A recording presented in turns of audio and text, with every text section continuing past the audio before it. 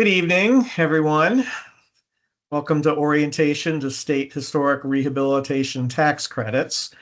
I'm Mark Huck from the Office of Historic Preservation, and you also see Amy Eubanks, who is our new executive assistant, who will be helping us with the questions. And with that, I am just going to delve directly into the logistics.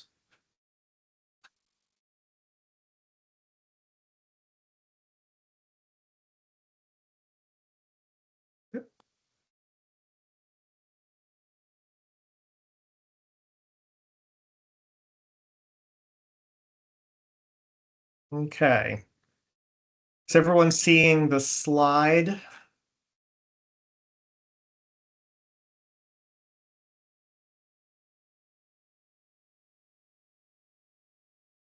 Okay, I just need to find, there it is. There we are. So for presentation notes, it's due to the limited time and the number of participants, there won't be any live interaction with participants. The chat's been disabled. Questions are preferred. The question and answer feature has been enabled to ask questions during the presentation. Answers will be provided in real time. Similar questions may refer to a previous answer above. Complex questions will be filtered at the end of the presentation and answered verbally. Any specific circumstance questions you may want to ask, provide it in general terms. To ask a question, pull down the Start a Discussion menu of the question and answer window and select Ask a Question. If your question was not answered, send your question to calspo.tax.parks.ca.gov with the subject line question. The question and answer dialog box may not work on mobile phones. Send your question to calspo.tax.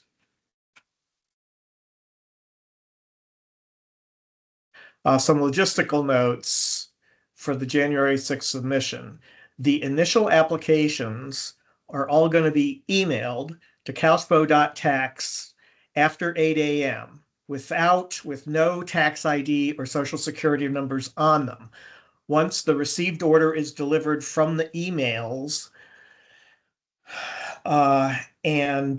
we'll create secure SharePoint folders for all the received applications, and we will share the link to those folders. Then you can resubmit the same application forms, but with the tax ID added to the forms. And this will preserve the order and keep the tax information secure. Federal tax credit projects completed between January 1st, 2022 and the present must submit a completed project application only, with all the statistical information filled and the entire fee as calculated using the final QRE amount. Submit the QRE documentation using a certified tax accountant as per the regulations. OHP does not accept application checks prior to the application submittal, but checks can be prepared to mail around 4 to 5 days prior to application to coincide with the submittal. So we're going to start off with dual project orientation. These are projects that plan to submit for both the federal program and the state program. And for qualifications, the projects are still completing the federal tax credit program are eligible to apply. The listing on the California Register, federal projects will all have an approved Part 1, which places the project property on the California Register. The qualified rehabilitation costs are per the federal tax credit program. Filling out the state forms, we'll be reviewing how the state forms are filled out. The only applicable state forms for federal submitters will be the initial application and the completed application. State narrative forms are for state projects only. State amendment forms are for state projects only. Federal projects only just continue to submit the federal program. The required document formats is as per the federal tax credit program. The reference to these formats are listed in the instructions. And all projects, state and or federal, must begin the project within 365 days from allocation award if federal projects are also applying for state projects.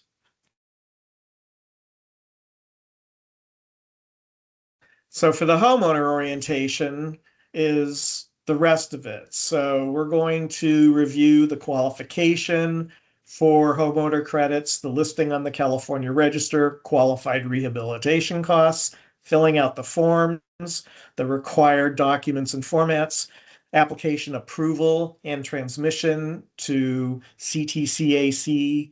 And we're going to be talking about CTCAC and the applicant, what you can expect. So qualifications for homeowners. The taxpayer income cannot exceed $200,000. The property must be listed in the California Register. The owner must occupy rehabilitated project once it's complete or within 2 years of completion. And that is your primary residence only. We've been getting questions, can my vacation home qualify? It will not. Project must begin within 365 days from the allocation award. It must be a single project, not an aggregate of past and present projects. The owner will qualify for another state tax credit in 10 years after the last allocation was awarded. So the recommendation for homeowners would be to collect several maintenance and repair projects totaling between $20,000 and $125,000 or more to maximize the use of the credit. There's a $20,000 minimum project amount because 20% of 20,000 is the minimum tax credit amount of $5,000. Any project below $20,000 is below the amount that qualifies to receive the credit.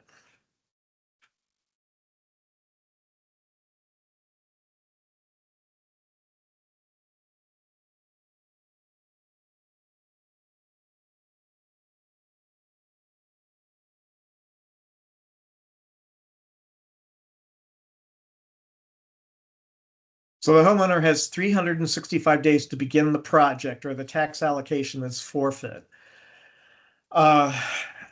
Notify OHP when the project starts. Send documentation such as a signed contractor's contract, or a building permit, or a contractor work order, or receipts related to the project. OHP will send a reminder if the start date notification has not been received at 345 days, and will copy CTCAC on that notification. Listing on the California Register. So check to confirm if the property is listed individually in the California Register or is a contributor to a listed historic district or a certified district.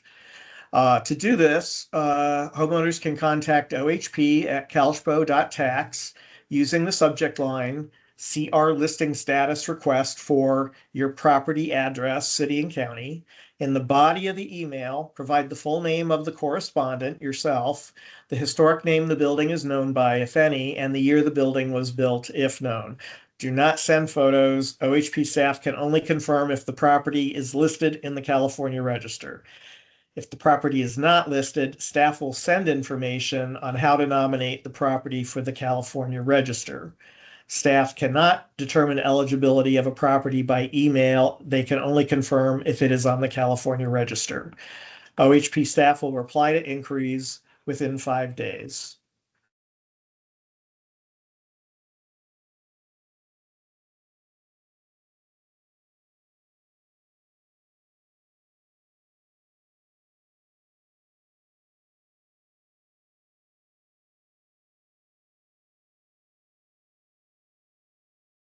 Uh, if you're not listed on the California Register, review the procedures for registration on the OHP registration unit's webpage at the address below.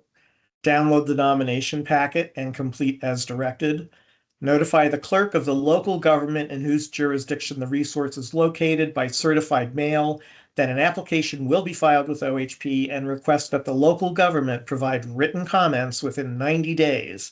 The notification must include a copy of the application. At the end of 90 days, forward the completed application and any comments to OHP. Staff will send notification to the property owner if the applicant is not the property owner and ensure that the nomination packet is complete. California Register nominations will be reviewed by the OHP staff. Those that are incomplete or not prepared in accordance with instructions will be returned to the applicant with a request for information letter explaining any revisions or edits that are needed. When a nomination, including all revisions, is complete, it can be scheduled for a quarterly SHRC meeting, State Historic Resource Committee meeting. OHP notifies all applicants, property owners, and appropriate governmental jurisdictions of the time and place of the SHRC meeting. If approved by the SHRC, the resource is listed in the California Register. That is quite a bit to go through, and we're going to be reviewing distinctions. So a certified district, this is really addressed more towards cities and local jurisdictions. Cities can make it easier for homeowners if they request to be a certified district from the National Park Service.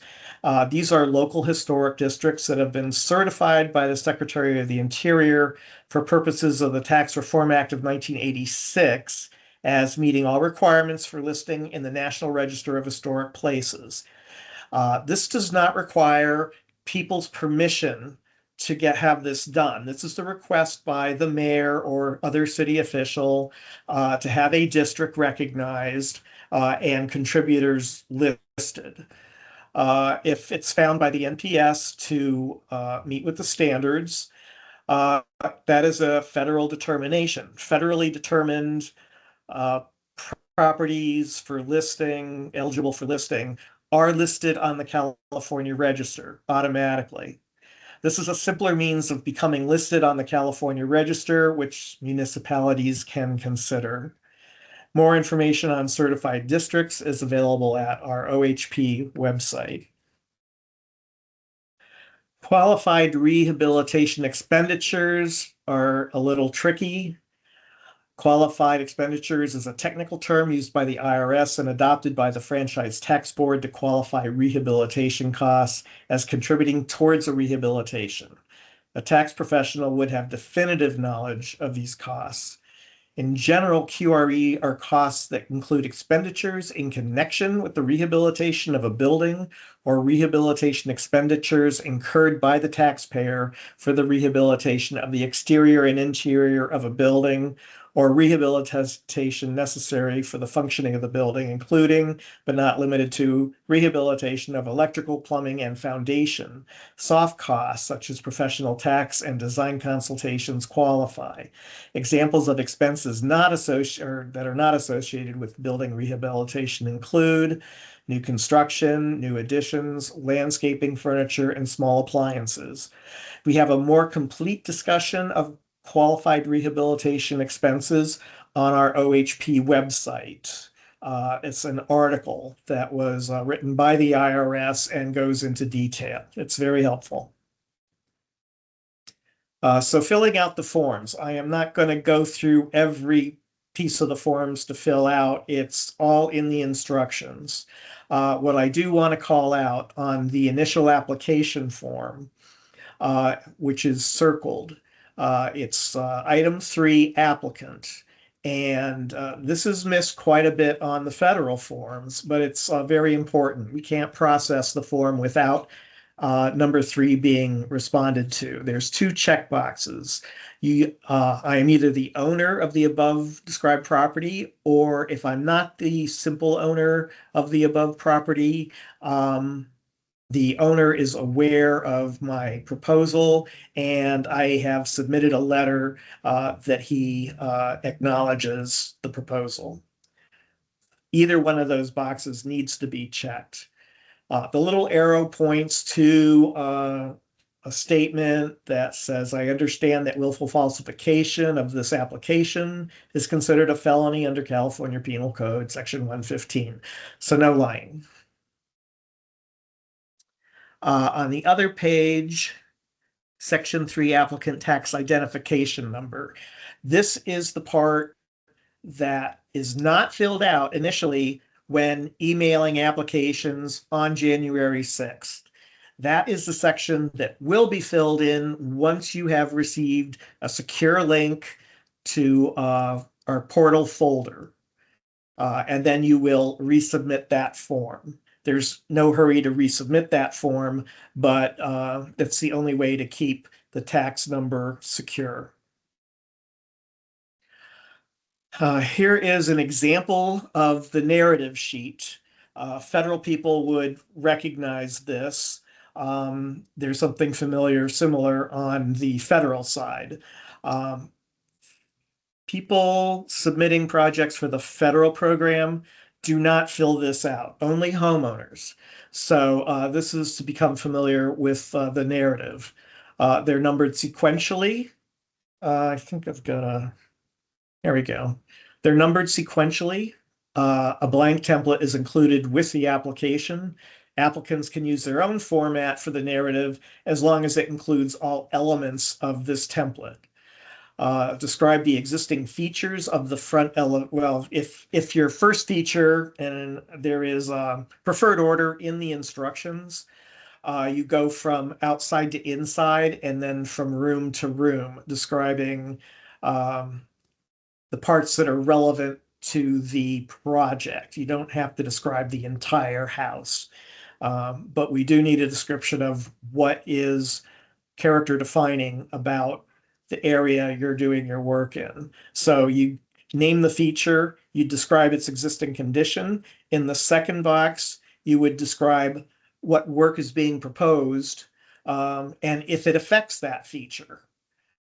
If it doesn't affect that feature, just say there's no impact to that feature. That's an important thing to state, actually, if there's not going to be any impact to it. But you do want to identify the features that are potentially in the area of work.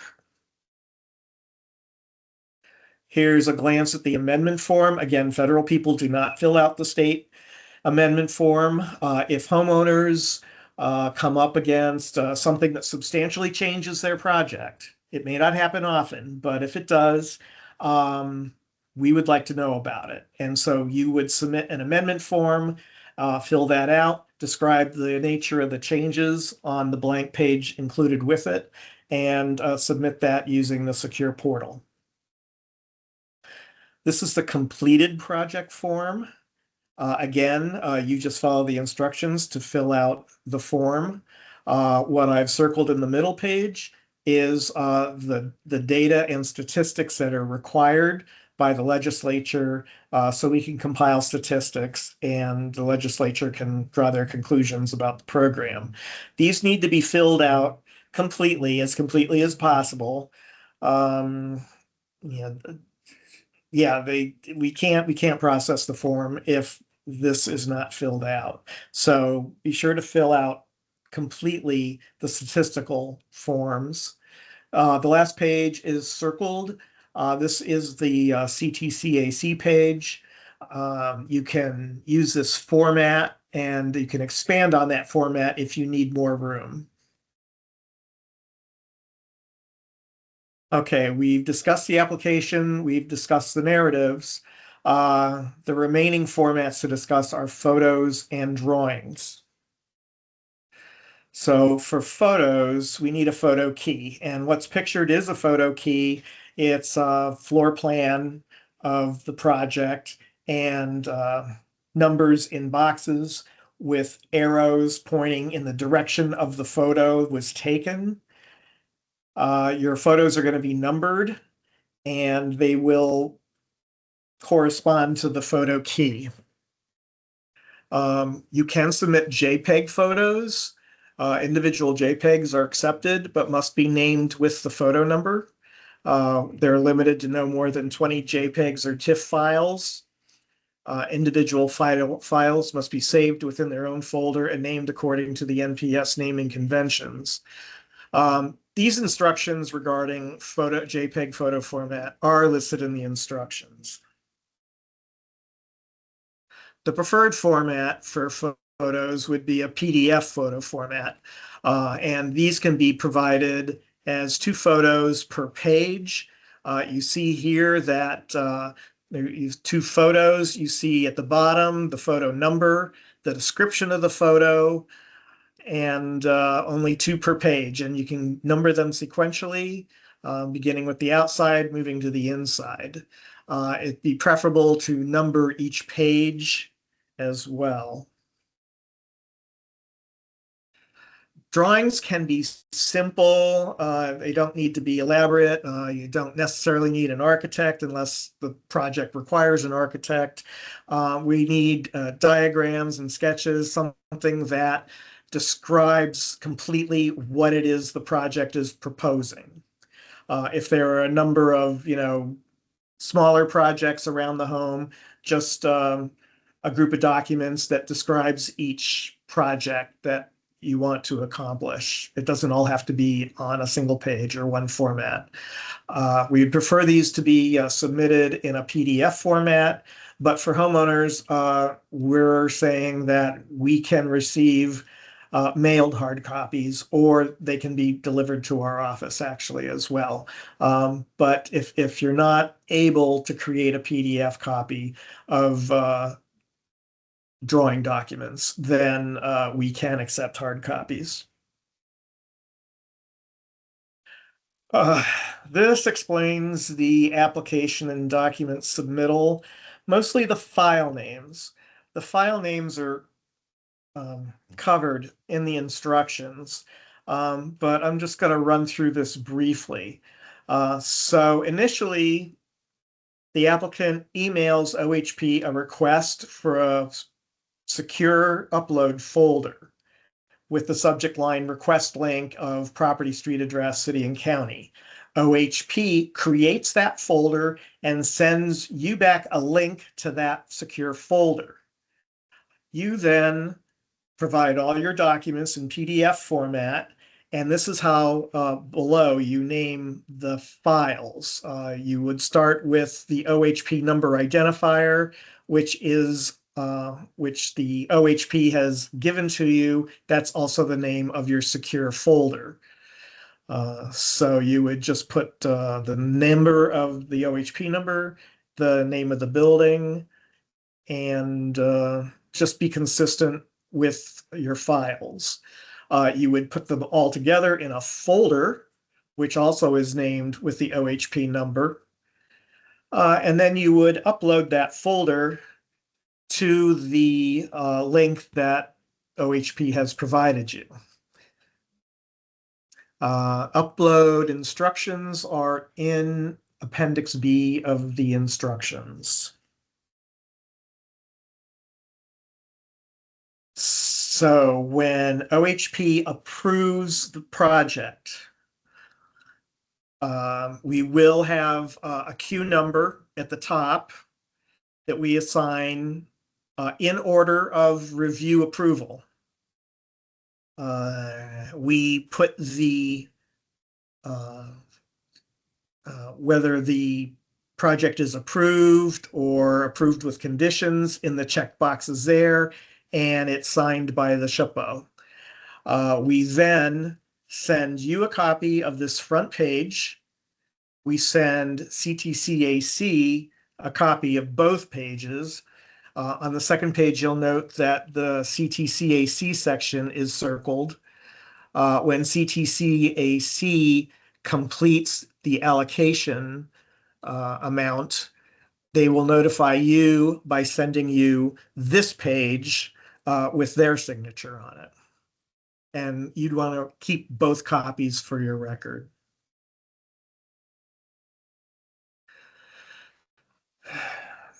So CTCAC reviews and confirms the credit amount.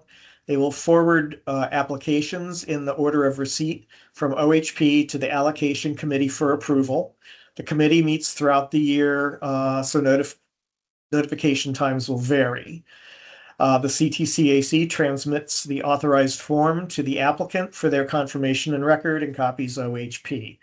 We make a note of that date, and 345 days from that date, if we haven't already received your permit start notice, we will remind you. Now it's question time and new posts.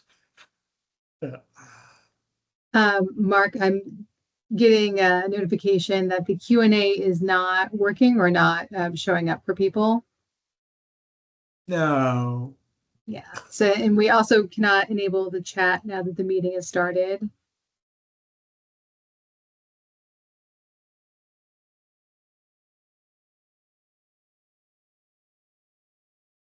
That's disappointing.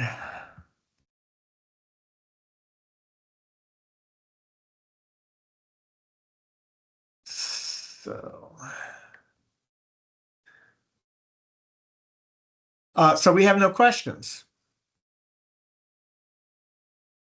Is that correct? If we do, people are not able to ask them because the Q&A is not working for people.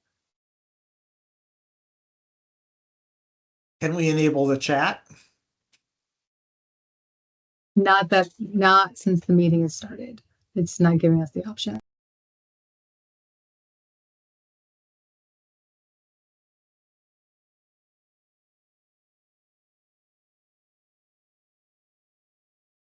We can unmute people selectively if they raise their hand, and they can ask that way. Yeah. Okay, I think, yeah, I can see hands raised and I think I see the unmute. Let's try Rochelle.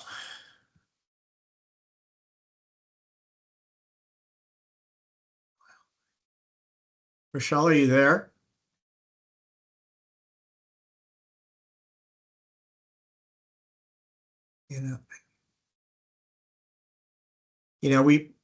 We might have done a universal no mic and no camera. Can you hear me now? Oh, I can hear you now. Okay. First of all, on the application, it says, what is the entity? Does that mean, what's that mean when it says, what's your entity? Well, for homeowners, the entity is the taxpayer. For federal people, it's the LLC that was created to finance the project. So the entity is just the tax-paying entity.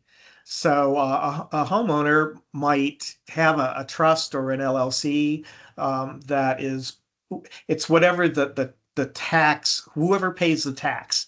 For the homeowner, it's most likely the taxpayer, but that can be something different if the taxpayer wishes. That's what the entity is. My other question is, you said there's a limit of 20 photos. Is that for the whole thing, or is that per project? I mean, because the thing is, I've completed a lot of work. So I have the befores and the afters and all that. So Okay. So what would be the perfect thing to send you? Actually, 20 JPEGs is the NPS limit, so I think that kind of got snuck into our requirements as well. Homeowners want to submit the number of JPEGs needed to describe their project. So there's not really effectively a 20 JPEG limit. Okay, so we can put as many as we want? Yes. Maybe limit the number per folder so it's not a huge number. Like break it down into chunks. But isn't the folder for the see, the thing is, I've done so much. I've lifted the house, I've relapped and plastered, so those are all separate. But wouldn't they all be in one folder for this house? You could put it in one folder. You could put it in a folder marked foundation photos and, things like that. Yeah. Okay. And we'll make sense out of it regardless, as long as it's, organized appropriately. Okay, great. Okay, thank you. You're welcome. Okay, next, we have Amy. Could you follow up with like removing hands and things? Okay. Uh, oops. Okay, next we have Greg. Are you there, Greg?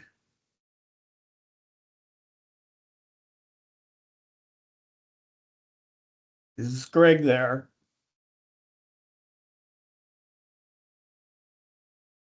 Greg? Hello, Hi, Greg. What's how your you doing? question? Good. Yeah, does this only apply to residential houses or does this apply to historic buildings as well? Seems Well, like it it's only tailored just for applies to houses. it only applies to historic buildings. Historic buildings, so it, His, it could be it could be a commercial historic building though, not just a house, right?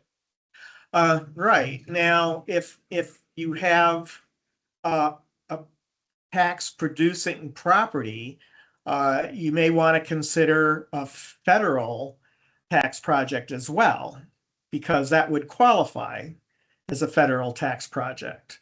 So you might want to look at both programs. Okay, but just everything's been labeled homeowners, so it kind of threw me off when you call everything's called homeowner credit. So I didn't know if it was for commercial buildings as well. No, it is commercial historic buildings, yes. There's a category, there's three categories of allocation. One is defined for the homeowners. Another is defined for projects under $1 million, and the remaining allocation is reserved for projects over $1 million. So if it's a small commercial project, you'd be submitting under projects under $1 million if your project costs under $1 million. And the second question I have is, I'm currently looking at a historic building. I have not purchased it yet. Do I have to be the owner to apply for this, or can I apply for this while the building's going through, escrow and so forth? Uh, you can apply as not the owner, but then you would want to include the letter from the owner that they're aware that you're proposing this tax project. Okay, got it. Thank you. Okay, I see Anne, An- Amy. I see Amy. Are you there? I am. Hi, Mark. Hi, My Amy. my question is related to dual projects, and specifically a project that is already completed on the federal level. So to apply for the state credit, you would submit the Part 3, and my question is related to the additional 5%. So I understand that you can mark that on the Part 1 form, but at this early stage in the game with the state credit, if we're just submitting the Part 3 form, how do we identify that it's eligible for the 25% credit if it's only the Part 3 state credit form that's being provided? Oh, okay, well, first of all, you wouldn't be submitting the Part 3, you'd be submitting the Section 4 completed state project application. You Correct. would submit that. In the instructions, there are directions for how one qualifies for the extra 25, or the extra 5%. So you would get together that documentation and you would submit it with the project. Okay, but there's nothing on the actual section 4, pardon me, the section 4 portion of the form that identifies that you're looking to be allocated for that 25%. From what I've Um, seen, it's only on that first section that you'd be applying. So I just want to make sure that I'm doing that correctly. I think in the CTCAC part, there's a line that says, this qualifies for 20% / 25%. Um, I'm not sure that they fill that part out, but if it's missing from the application, we'll need to look at it. But regardless, if you submit as a 25%, CTC AC will be aware that it's a 25% submittal. Okay, and that additional documentation would be there, so that should flag that as well then. Exactly. Okay, thank you. Okay, I see Monica. Are you there, Monica? Hi, what's your question?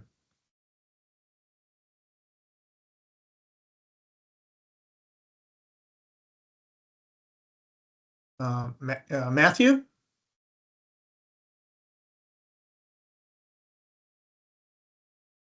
Is Monica Hello, there? can you hear me? Can you hear Yes, me? there's Monica. Yes. Okay, sorry, it wasn't unmuting. My first question is, the entire presentation was blacked out while you were speaking. Will it be repeated prior to January 6th? It will. This is actually being recorded, and we will have links on our website beginning tomorrow. Okay, thank you. The second question is, my property has not been designated yet with the historic preservation. How long do I have in order to finish that, complete that process in order to be eligible to submit an application in January? Is this a homeowner? Homeowner. That's the slide with the 8 steps. So it's very time consuming. If you've confirmed that it's not on the California Register, the next step would be to go to the website, our website, and look at the registration unit page on how to nominate for the California Register. Okay. Can you please repeat the name of the website again? Yeah, that's www.ohp.parks.ca.gov. Thank you very much. Uh, Let me see here.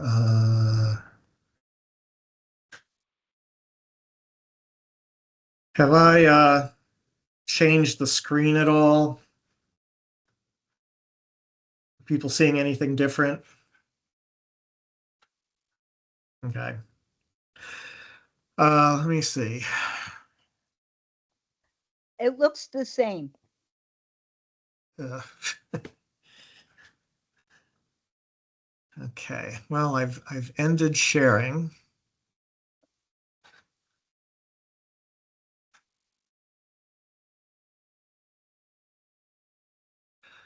Okay, so I'm going to continue on to Chris.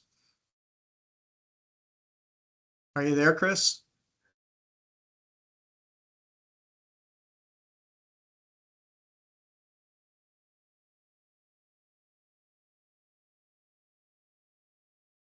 Is Chris there?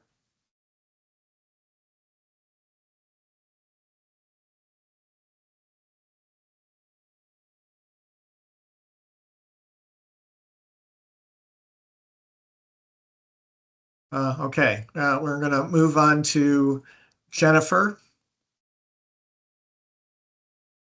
Are you there, Jennifer?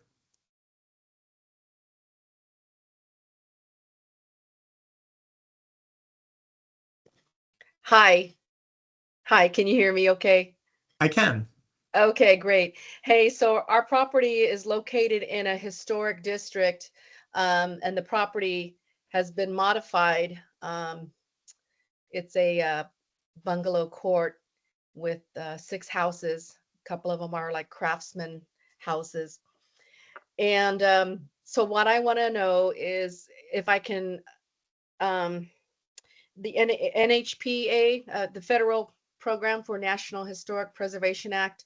Can I get federal funds as well as state funds for something that's in a historical district?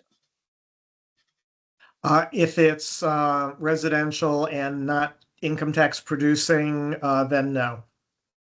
Okay, no. Okay, because it is income tax producing because they're all tenant occupied homes. So that does produce, right? Do you own these tenant homes? Yes. Okay. Well, that's an income producing property. Yep. If you have a Yep. project for some or all of them, that would qualify for federal tax credits. Yes. Oh, it would. Okay. I misunderstood. Okay. So that would be a yes. Okay. Yes.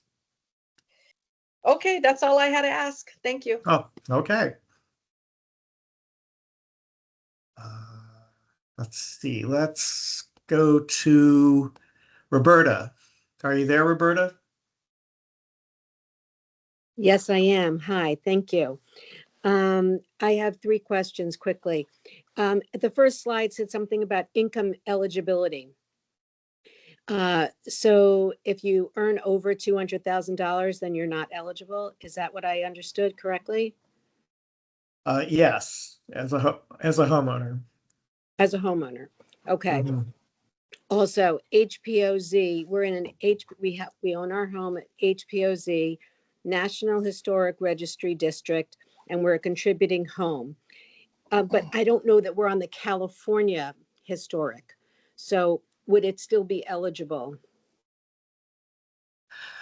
Uh, well, it would be eligible if it's listed on the California Register, and taxpayer income is under $200,000. Okay, and if we had a prior project, something that was done, we added an ADU and we had some sort of drainage out to the street in 2020. Is that something that qualifies? I don't know how far back we can go with the project. We also have an upcoming home renovation. So just wondering about that. Um, uh, well, there's the QREs exclude new additions, new construction, landscaping, furniture, things of that nature. So drainage wouldn't qualify as a QRE. So Okay, that wouldn't qualify. The historic home, if you've got a project that's over $20,000, then and your income is below $200,000, then that would qualify for a homeowner loan, homeowner credit. okay. Thanks so much, Mark. Thanks, everybody. Hey, Mark, are you able to hear me? This is Chris. Chris, I hear you. Sorry about that. Our little tile has a place you can't get the microphone off, but up at the top there was. So sorry, I was trying to answer you, but I couldn't. Long-time listener, first-time caller. Thanks for taking my call. Couple quick questions. Are we going to have access to this PowerPoint? And you said you're going to send out something like with the video so we can look back at it, and that'll just come by email, or we need to go to your website to get it? The slideshow will be available on the website, and we'll have links to both presentations, the one tonight and the one last week, on our website. Okay, I run a newsletter for historic properties, and I have a website for historic properties. I use the BERT, B-E-R-T. I use that. When you say California Historic Registry, I've never really been able to grab the California Historic. Is that the same as the BERT? I mean, what am I looking for that's wrong there? Well, the BERT is complicated. It's hard to read, I think. If you have access to the BERT and you download your county and you find your property and you look across, there's a cell that has a lot of coding and numbers. Yep. The very first code, if that begins with a 1 or a 2, that would qualify that property. That means that property is listed on the California Register. Okay, because like, for example, where I live in Vallejo, there's hundreds of homes here that have historic surveys.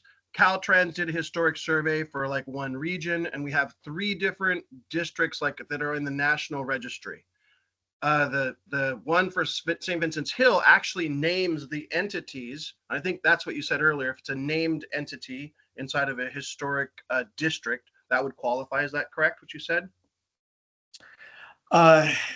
Yeah, if it's a home and if it's historic and if the taxpayer's income is under $200,000. Now, the property has to be listed on the California Register. So if it's in a local district, the one thing that really matters is that BIRD code is a 1 or a 2. I gotcha. And if it, pardon? Oh, I totally gotcha. If anyone is having trouble identifying whether they're on the California Register, then send an email and request our staff to research that for you. And they can tell you if your property is on the California Register or not. Okay. And just glancing through the bird, I got like, there's an awful lot of 1Ds. So if it starts with a 1 or a 2, then we're in, basically. Yeah, with some minor exceptions.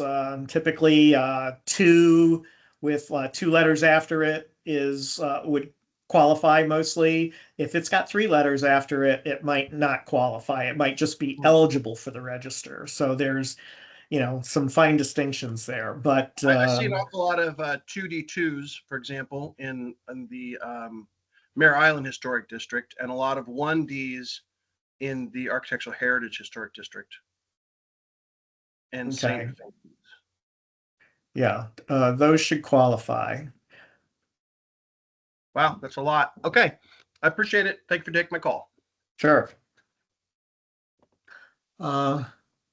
Let's go to Sandra. Can you hear me, Sandra?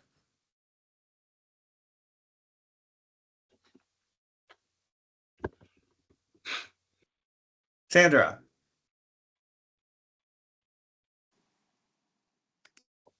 By the way, the I'm unmute here. button that we have Can to you use hear is me? at the top right, Mark. Top right for the unmute. Can you hear me? Oh. Hello. Hello, is that Sandra? Yes, that's me. You got me? Yes, I can hear you. Okay, my question is about the time interval. I've been working on a project as part of the Mills Act since 2018, and it's chugging along and slowly but surely. Would that qualify back that far to be able to put that? Like my roof was done in 18. The exterior remodel or renovation was started in 2020. I mean, can it be done like that? Is it eligible? I mean, is there a certain start date? Like you said, 22 before. Does it have to be just 22 to present, or can I go back to 18? No. Yeah, the January 1st, 2022 date would projects that would qualify would be either in construction or not started as of January 1st, 2022. So that's what this program is, okay, nothing prior to that. Yeah, if there wasn't any beginning, then all projects going back forever would qualify. Right, that's okay. Okay, good, thank you. Mm-hmm. Let's see. Let's go to Corinne. Hello, Corinne.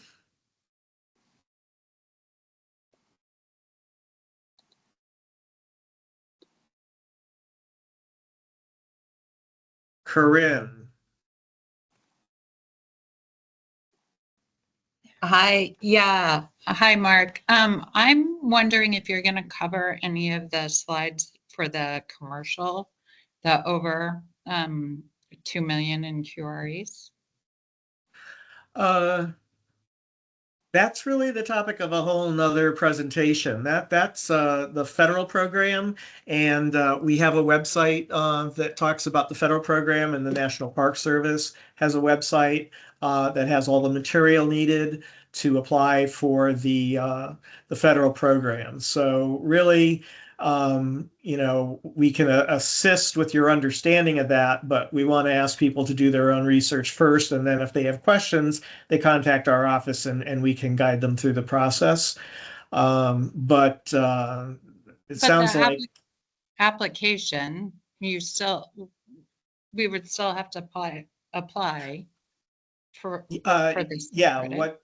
what if you've got a commercial project, you'd apply for the federal program.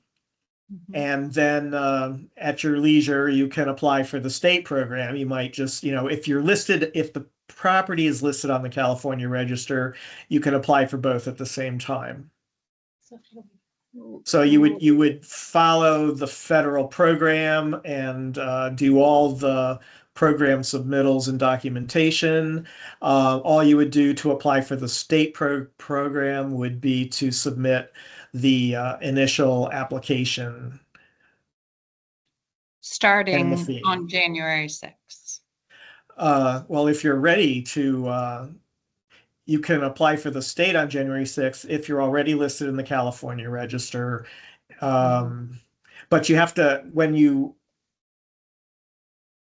well, if you have a project, then you have to submit the section one and the section two are together. So the section one is a fait accompli. It's like it's done by the time you submit it. So that's just verification that it's in the California Register. Your project is section two, and we would expect to see that with the section one. So if you have all of your federal documentation ready, you can submit that with the state form and we can process it that way. You'd want to follow with the federal form.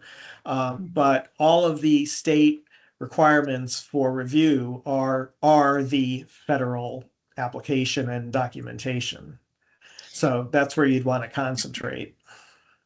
And the 40 million that's allocated, that for the QREs for commercial that are over 2 million, that is 40 million in tax credits.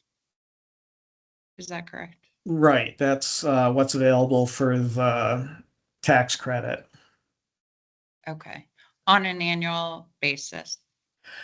Well, as budgeted by the legislature. Okay. So then, yeah, so then the application process would be kind of a first come, first serve. Yes. Okay. Yes. And if the allocations run out, as for the first time they may be expected to do, then one just applies again for the next year after allocations have been budgeted. Okay. So it's meant to be hopefully an annual allocation. As budgeted. Presumably, yeah, it's as per the legislation, per the legislature. So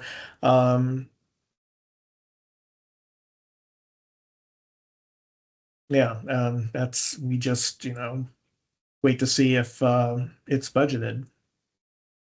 There will be an announcement once it is. Mhm. Okay. So it's allocated, it's a one-time allocation for currently, and then once once it's all allocated, it would be requested again. Yeah, pretty much. When the allocations are gone, we stop taking applications. We collect all of the statistics. We inform the legislature, and then they put it in the budget again. Okay. All right. Thank you. Oh, sorry, is there a limit on how much a commercial project can apply for? No, it's 20%. Whatever 20% of the qualified rehabilitation expenses are. There's no cap on the state allocations for commercial projects, no. Okay. All right. Thank you. Mhm. Don, are you there? Yes, can you hear me? I can hear you. So how much, let's say it's just a residential project. I qualify, all the rest of it. I have $100,000 project. How much would the tax credit be? Uh, 5% of that? well, for the qualified rehabilitation expense part of it, it would be 20%. 20% of $100,000, 1/5 of $100,000, $20,000. Okay, and then One. federal is different than that? Well, homeowners don't qualify for the federal. The Right. property has to be income producing. Okay. Okay, yeah, I just need the residential. So, okay, that's clear. Thank you. Okay, you're welcome. Let's go to Julie. Are you there, Julie?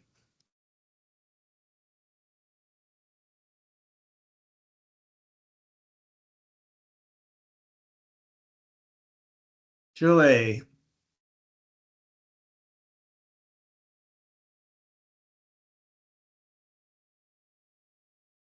Are you there, Julie?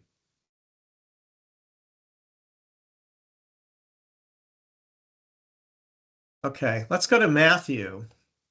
Are you there, Matthew?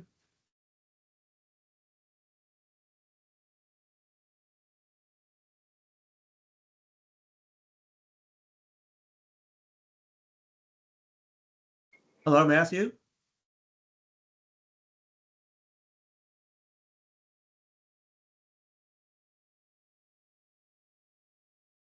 Hmm. Okay, okay. Can you hear me? Can you hear me? Yes, I can Testing. hear you. Ah. Okay. Thank you, Mark. I'm sitting through this presentation. I'm a historic resources planner for the County of Santa Cruz, and I'm here because there may be members in my community who are who own property that is in the California Register, who may be interested in this. So I'm trying to be helpful to that constituency in Santa Cruz County. I'm on your website right now, and State Historic Rehabilitation Tax Credit Residential Program, and you have hyperlinks for application instruction and forms, and hyperlink for frequently asked questions. Those hyperlinks don't work. If they did work, they would take you and scroll you down the page, which I did, scrolling around, seeing what you have on this page. So I see frequently asked questions. I'm looking for, ultimately, I'm looking for whether or not, excuse me, I'm looking for how to ascertain whether or not a property is on the California Register. They could very well be on our national register system, ranking 1, 2, 3. But I'd like to know how I can determine if those properties in Santa Cruz County are on the California Register. And I'm not having any luck on your webpage. We were discussing earlier the bird, which is our building resource directory.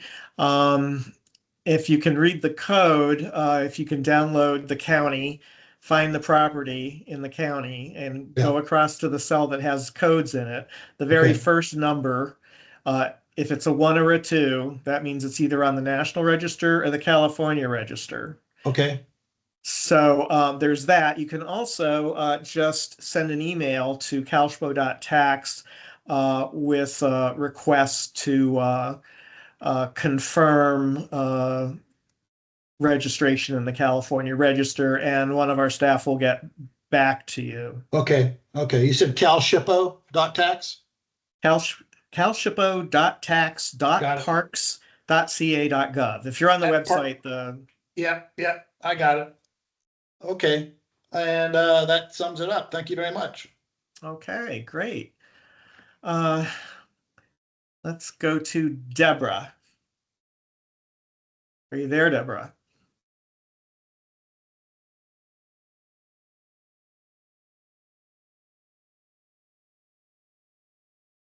Deborah, are you there?